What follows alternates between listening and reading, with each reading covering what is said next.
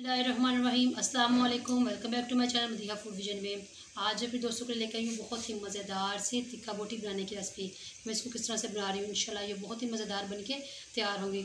तो तिक्का बोटी बनाने के लिए मुझे जिन चीज़ों की ज़रूरत है मैं आपको बता दूँ कि ये 3 पाव के करीब मेरे पास जो है मटन का मैंने गोश्त लिया है। इस तरह से इसको छोटी हम लोगों ने बोटियों में बना कर रख लिया है और इसको मैंने सिरके के पानी में तकरीबन 10 मिनट के लिए डिप करके रख दिया था, ताकि इसके अंदर से जो एक्स्ट्रा जो खून था वो जो है निकल जाए।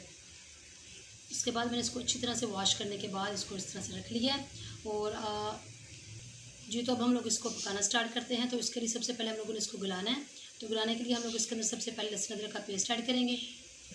तो सबसे पहले हम लोगों ने इसको प्रेशर कुकर लिया और इसी के अंदर हम लोगों ने इसको गोश्त को गला लेना अच्छी तरह से।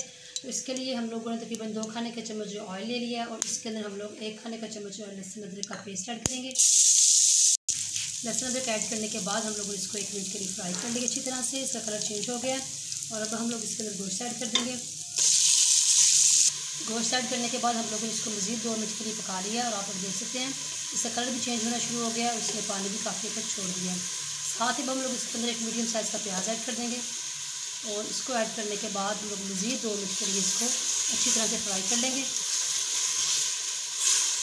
2 मिनट मज़ीद हम लोगों ने इसको पका लिया है। तो अब हम लोगों ने इसके अंदर थोड़े से जो है मसाले ऐड करने हैं।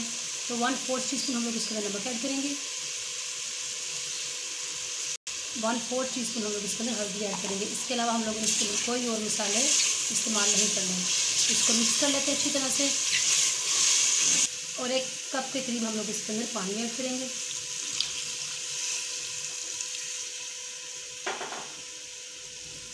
इसको मिक्स करने के बाद हम लोगों ने इसको ऊपर से ढकना देके यानी कि जब तक इसकी सीटी चलती है तकरीबन 10 मिनट के लिए हम लोग इसको अच्छी तरह से बॉयल कर लेंगे।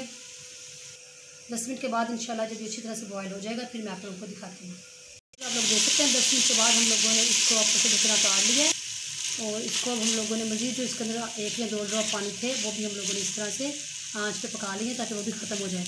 अब इसको निकाल लेते हैं प्लेट में और इसको रूम टेम्परेचर पर ठंडा कर लेते हैं। जी तो हम लोगों ने गोश्त को रूम टेम्परेचर पर ठंडा कर लिया है और अब हम लोगों ने इसके अंदर तिक्का मसाला ऐड करना है, जो कि तकरीबन हम लोग 3 खाने के चम्मच ऐड करेंगे।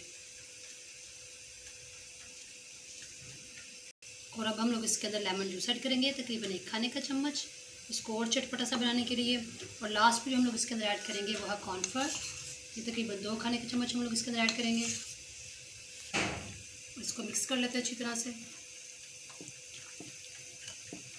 जी तो हम लोगों ने इसको अच्छी तरह से मिक्स कर लिया और अब इस लेवल पे आप लोग इसको चख सकते हैं। तो अगर इसके अंदर मसाला कम है तो आप इसके अंदर और मसाला ऐड कर सकते हैं। और हमारा माशाल्लाह बहुत ही ज़बरदस्त परफेक्ट सा ये बन के तैयार हो चुका है। तो अब हम लोगों ने इसको जो है ना शैलो फ्राई करना है। तो इसके लिए मैंने पैन जो चूल्हे पे रख लिया इसके अंदर ऑयल डाल के और ऑयल भी हमारा जो है ना वो गर्म हो चुका है। बहुत ज़्यादा हम लोगों ने इसके अंदर ऑयल इस्तेमाल नहीं करना। इस तरह से हम लोगों ने इसको ना वक्त वक्त से फैला के डाल देंगे